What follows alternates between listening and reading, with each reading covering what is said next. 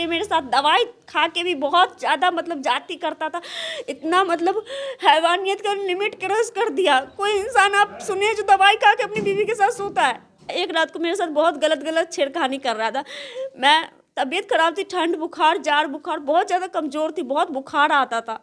उसमें मेरे साथ छेड़खानी कर रहा, मैंने साइड कर दिया, बोले कि नहीं प्लीज़ मेरी तबीयत खराब है, साइड रहो।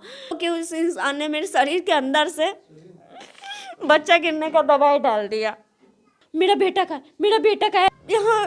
फिर हम उस दिन से इतना ब्लीडिंग आता है जैसे ना कोई पीरियड ना कुछ, और वो बच्चा ऐसा हो गया, बच्चा मतलब था या नहीं था, मतलब कैसा ब्लीडिंग था जो उसने दवाई खिलाया वो भी नहीं समझ में।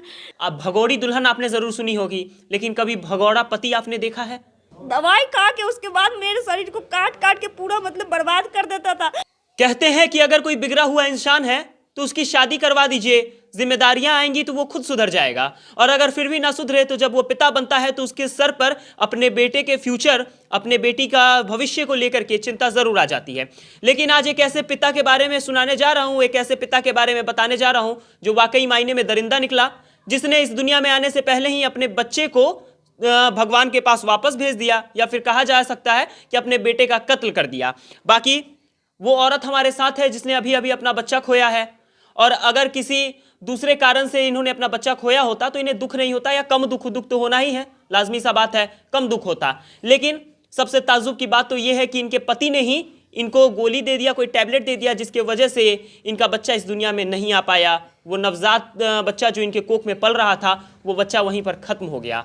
बाकी क्या पूरा मामला है वो अभी आपको बताते हैं। अभी हम लोग वैशाली जिले में हैं और पहले भी इस घटना के बारे में आपको अवगत कराया था हमने, लेकिन सब कुछ लग रहा था कि अब सही हो जाएगा, परिवार में पारिवारिक माहौल बन जाएगा, लेकिन ऐसा होता जाता नहीं है। इनके पति लौटते तो हैं, लेकिन उसके बाद होता क्या है, तो इनके कोख में पल रहा बच्चा उस दरिंदे इंसान का शिकार हो जाता है और कहीं ना कहीं इस दुनिया को उसे छोड़ना पड़ता है। क्या नाम है आपका? अंजलि देवी। अंजलि जी, कहाँ की रहने वाली हैं आप? नीरपुर।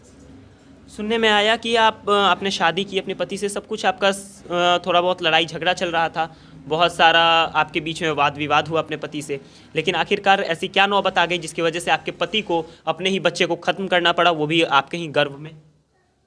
वो सोचता था कहीं उनका घर का वंश न तैयार हो जाए, तो उसके वजह से हमको कभी नहीं छोड़ पाएंगे। उसको तो अय्यास करना था जो दर दर भटका के इसको इतना टॉर्चर करेंगे, ऐसे बच्चा गिरा देंगे तो क्या रहेगा इसके पास सबूत। अगर बच्चा रह जाएगा तो सोचेगा, कोई भी इंसान बोलेगा जो घर का वंश है ये जी। तो वो सोच रहा था कि एक माँ को ढाल मिल जाएगी, और ढाल मिलने के बाद हो सकता है कि मैं अगर गलत करूंगा तो वो बच्चा भी बड़ा होकर के इस बात का विरोध करेगा कि पिताजी आप गलत कर रहे हैं, मेरी माता के साथ आप गलत कर रहे हैं, और इसी डर की वजह से उसने कोख में ही अपने ही बच्चे को मार दिया। जी। किस तरीके से उसने आपको क्या दिया या क्या कुछ हुआ जिसकी वजह से आपने अपना बच्चा खो दिया? मैला थाना से सुलहनामा हो जाता है जी। मुखिया जी, सरपंच जी, बहुत लोग आते हैं जी। सब लोग साइन करते हैं जो ये लोग गांव में अभी कुछ टाइम के लिए नहीं रहेंगे जी। 5 साल तक गांव में नहीं रहेंगे। गांव अपना ले जाओ अपनी बीवी के पास, अच्छे से रखना। ऐसा महिला थाना में हाजीपुर ऐसा हो समझौता हो गया दोनों घर में कि भाई ये लोग आपके और आपके पति के बारे में कि 5 सालों तक ये लोग गांव में नहीं आएंगे, बाहर जाकर के खुद से रहेंगे, अच्छे से रहेंगे। ये समझौता आप दोनों के बीच में हो गया, सुलह आप दोनों के बीच में हो गया। जो इसमें दोनों घुल मिल जाएंगे, दोनों में मतलब बहुत ज़्यादा फिर से अच्छा हो जाएगा, झगड़ा लड़ाई नहीं रहेगा। तो अपना 5 साल के बाद अपना, हाँ उसके बाद आना। फिर क्या ऐसा क्या हो गया कि ये सब कुछ सुनने को मिल रहा है? फिर थाना से घर आए, आते आते रात हो गया। तो उसके बाद एक आदमी नहीं, 2 आदमी नहीं, इसका रिलेशन का जितना आदमी है ना सब फ़ोन करके हमसे बात करते थे। हम बोलते थे अब रहना है, हमको बोले रखेंगे अच्छे से। जब इतना कुछ हो गया है, इनको डर है जो हाँ मेरा इज्जत मतलब इतना उछला है, अभी इतना पे भी ये इंसान सुधर गया होगा। मुझे विश्वास नहीं था जिसके दिमाग में ऐसा प्लान आ रहा है। तो वो इंसान मुझे मतलब सबसे फ़ोन करवा के हमको विश्वास दिलाते हैं जिसका जान का खतरा है। जब इसी को मार देगा, जिसके साथ औरों के साथ जिसके चक्कर चल रहा था, उसके गार्जियन, उसके घर वाले, उसके पति इसको मारने के लिए आने वाले थे। अच्छा। ऐसा मतलब वो। तो हम बोले सच बात है, जब सब बोल रहे हैं तो विश्वास कर लेते हैं। अभी इतना कुछ हुआ है क्या, ये हमको रख रहा है, आप ऐसा नहीं करेगा। आपने सोचा कि मेरा ही पति है, पहले की बातों को भूल करके इसके ऊपर अगर विपत्ति आई है, इसके ऊपर संकट आया, तो इसका साथ देना चाहिए। मैं इसका साथ देती हूँ। मैंने साथ दिया तो बोले कि ठीक है, जो अभी कहीं ठिकाना नहीं, अभी यहीं पे रहेंगे। और उनकी मम्मी में उनमें क्या प्लानिंग हुई नहीं हुई, उठा उठा के बार बार छत पे बुला के ले जाते थे। अच्छा। उसके बाद 3 बजे ही रूम बोले कि निकल, नहीं तो सुबह हो जाएगा तो सब देख लेगा। अच्छा। इतना भी क्या डरना, सुबह हो जाएगा तो सब देख लेंगे, तो गांव वाले ही है ना। हमने कुछ किसी का मर्डर थोड़ी ना कर दिया जो गांव वाले हमको मार देंगे। जो मारने आएंगे उनको टाइम से आएंगे। इतना भी मतलब 3 बजे ही सुबह इनकी मम्मी और पापा मतलब सामान लेके हमको ये बाजितपुर जो बस है उसमें बिठा के आ गए। अच्छा। हम दोनों को, कुंदन शाह को, हमको। फिर हम लोग गए पासमान चौक से आगे, पानहाट चौक है, वहाँ पे रूम लिए। 20 दिन वहाँ पे रखा, वहाँ पे मारता पीटता था। फिर से मारपीट शुरू कर दिया उसने। मैंने बोला केस किया इसलिए गुस्सा, इसलिए मारता है, कोई बात नहीं, धीरे धीरे सही हो जाएगा। मैं ऐसा बोलती थी। मेरा दोनों का दोनों सीन तोड़ दिया और मेरा मोबाइल 15 दिन तक छीन लिया। उसके बाद रूम वाले ने बोला कि जितना क्यों मारता है, पड़ोसी सब बोलता है, सब अगल बगल के बोलते हैं जितना मारता है, जो ये मियाँ बीवी नहीं लग रहे हैं। ये हम इनको शुरू से अंत तक पति का दर्जा इतना दे दिए, पति, लेकिन ये हमको रत्ती भर भी हमको नहीं मानते थे। तो सबने बोला क्या जो हाँ ये नहीं लगते हैं, तो रूम वाले ने बोला क्या सब में लड़ाई होता है, मियाँ बीवी में लड़ाई होता है, लेकिन थोड़ा बहुत होता है, इतना क्यों मारता है, मर जाएगा, इतना ही बोले। उसके बाद से इसका मन में क्या आया नहीं आया, रूम में खाली कर दिया। अच्छा। रूम खाली किया। उसके बाद लक्ष्मी शाह है, उसका कॉल आया। लक्ष्मी शाह कॉल आया, जो कौन है ये लक्ष्मी शाह? कौन है? इसका चाचा है, इसी गांव के है। अच्छा। जो इसको मुंबई लेके आओ। अच्छा। तो मुंबई ले गए, वहाँ पे भी गया तो मारना पीटना टॉर्चर करना यही सब कुछ। तो उसको पता चला जो इसमें मुझे खाना बदबू आती है, मुझे उल्टी वगैरह आती है, तो उसको डाउट हुआ जो कहीं ये पेट से ना है। मैं चेक करती, मैं भगवान से तो मनाती थी ऐसा हो जाए तो हाँ क्या पता ये इंसान सुधर जाए, अगर बच्चा आएगा तो इंसान सुधर जाएगा। मेरी दादा या चाची लोग ने बोला अगर बच्चे बिगड़ जाते तो उसकी शादी कर दो, वो सुधर जाएगा। और किसी के बच्चे होते हैं तो किसी का कोई इंसान सुधर जाता है। इस तरह से मैंने भी सोचा जो ये बच्चे होगा तो ये इंसान सुधर जाएगा। मैं नहीं चेक की, वो खुद इंसान 50 रुपये का मेडिकल से किट लाता है, मेरा यूरिन लेता है, उसमें डालता है, चेक करता है, उसमें दिखा देता, 2 चिन्हासी पड़ता है जो मैं माँ बनने वाली हूँ। मुझे बहुत खुशी हुई, जो मैं सोचती थी मैं पैसे 50 रुपये क्यों वेस्ट करूँ, जो मैं जानती हूँ मैं माँ बनने वाली हूँ, ऐसा लक्षण तो बच्चे का है, मेरा पीरियड भी मिस हो गया, मैं जानती हूँ तो मैं क्यों चेक करूँ। लेकिन उसने चेक किया तो मैं बहुत खुश हुई। मुझे नहीं पता जो हाँ वो इंसान इतना भी गंदा निकलेगा। एक रात को मेरे साथ बहुत गलत छेड़खानी कर रहा था। मैं तबीयत खराब थी, ठंड बुखार जाड़ बुखार, बहुत ज़्यादा कमज़ोर थी, बहुत बुखार आता था, उसमें मेरे साथ छेड़खानी कर रहा। मैंने साइड कर दिया, बोले कि नहीं प्लीज़ मेरी तबीयत खराब है, साइड रहो। उसके कल हो के उस इंसान ने मेरे शरीर के अंदर से बच्चा गिरने का दवाई डाल दिया। कलेजा कांप उठता है इस कहानी को सुन के, और लगता है कि एक पिता किस हद तक गिर सकता है, जहां पर एक पिता सोचता है कि मैं अपने बच्चे को इस स्कूल में पढ़ाऊंगा तो मेरा बच्चा मेरा नाम रोशन करेगा।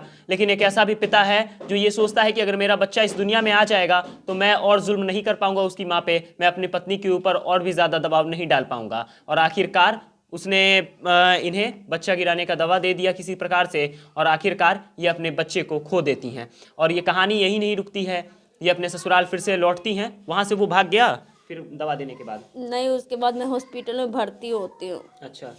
मैं हॉस्पिटल में भर्ती होती हूँ तो वहाँ पे बहुत ज़्यादा सीरियस थी। ये लक्ष्मी साहब बोले कि यहाँ पे नाटक क्या हो रहा है, यहाँ पे सब बोलेगा जो इसको मार पीट के हॉस्पिटल में भर्ती। मैं खुद से हो गई, मैं गई थी हॉस्पिटल दिखाने, लेकिन हॉस्पिटल वालों ने बोला बहुत तुम्हारी सीरियस हालत है। नर्स ने भर्ती कर ली मेरी, मतलब रिपोर्ट, मतलब जो बात हो रहा था सब चीज़ देख के, मेरी स्थिति देख के मुझे भर्ती कर लिया। अच्छा। तो वहाँ से लिया, उस इंसान ने छुट्टी करवाई मेरी हॉस्पिटल से, और सीधा ये लक्ष्मी शाह ये गाली फाली दे के रूम खाली करवा दिया। रूम खाली करवाने के बाद ये इंसान सीधा दिल्ली का ट्रेन में बैठता है। दिल्ली का ट्रेन में बैठता है और वहाँ पे दिल्ली ले जाके हॉस्पिटल, जब सफाई में सीरियस, जैसे कि मैंने बोला हॉस्पिटल से लेके छुट्टी करा के सीधा डायरेक्ट ये लक्ष्मी साइज का चाचा रूम खाली करवा देता है। उसके बाद ये इंसान क्या करता है, हॉस्पिटल छोड़ के लेडीज़ मतलब बोलती कि लेडीज़ अलाउड है, जेंट्स अलाउड नहीं, आप बाहर जाइए। तो ये बाहर चला जाता है, बाहर से ही बाहर भाग जाता है, हर बार की तरह सिम चेंज कर लेता है। अच्छा, मतलब फिर से दिल्ली में आपको छोड़ करके ये शख्स भाग जाता है, जबकि इसने आपके पेट में पल रहे बच्चे को भी मारा होता है, और फिर ये भाग करके कहीं और चला जाता है, फिर नहीं आता है यहाँ इनके घर पे, मतलब अपने ससुराल में फिर वापस कैसे पहुंची? फिर मैं यहाँ से इसकी मम्मी पापा ने, मेरे सास ससुर ने महिला थाना में शिकायत की कि मेरा बेटा नहीं मिल रहा है। अच्छा। तो मेरे पास फ़ोन गया महिला थाना का, जो कहाँ हो जी, लड़का का कोई पता नहीं है, लड़का कहाँ है, लड़का का नंबर बंद आ रहा है, लड़का का माँ बाप का बहुत रो रो के बुरा हाल हो रहा है।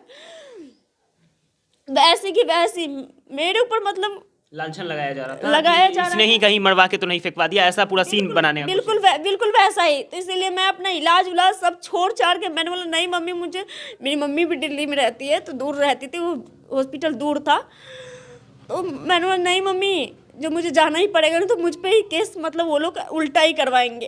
अच्छा। तो इसलिए मैं जैसे तैसे वहाँ से आई, दिन में कॉल किया, रात में मैं गाड़ी में बैठ गई, रात को गाड़ी में बैठी, उसके बाद मैं 4 घंटा वैशाली लेट था, उसके बाद मैं 6 बजे हाजीपुर उतरी हूँ, आते आते 8 बज गया। 9 बजे ये लोग क्या करते, मैं जब आती हूँ 8 बजे, तो ये लोग क्या करते, मेरा बैग फेंक देते हैं, और फेंक के मेरा बेटा का ऐसे करने लग जाते हैं, अजीब अजीब जैसे नाटक नौटंकी में कोई इनको मतलब वो दे दे, बहुत ज़्यादा नौटंकी किया। मैंने बोले मुझे फ़र्क नहीं पड़ता, क्योंकि सब तो यही रच रहे हैं। 1 मिनट से मैं डर गई थी कहीं ये लोग मुझे मारे ना। अच्छा, तो उसके बाद फिर यहाँ अभी तक आपके पति, उस जब से आप दिल्ली से आई हैं, अभी तक आपके पति यहाँ आए हैं या नहीं? वो तो हड़बड़ की तरह सिम चेंज किया, हड़बड़ की तरह फरार चल रहा है अभी, भाग गया। उसके बाद वो लोग दोनों निकल जाते हैं, मेरे सास ससुर, उसके बाद आते हैं, मुझे बहुत बुरी तरीके से मारते हैं, और उसके बाद पेट में लाते हैं, और मेरी सास झोटा खींचते, लात से पेट में मारते मारते, वो डॉक्टर से, इसलिए सदर से मैं आई हूँ, डॉक्टर यहाँ, फिर हम उस दिन से इतना ब्लीडिंग आता है जैसे ना कोई पीरियड ना कुछ, और वो बच्चा ऐसा हो गया, बच्चा मतलब था या नहीं था, मतलब कैसा ब्लीडिंग था, जो उसने दवाई खिलाया वो भी नहीं समझ में, लेकिन उसके पास इतना ब्लीडिंग आ रहा है, जो ब्लीडिंग बंद ही नहीं हो रहा है।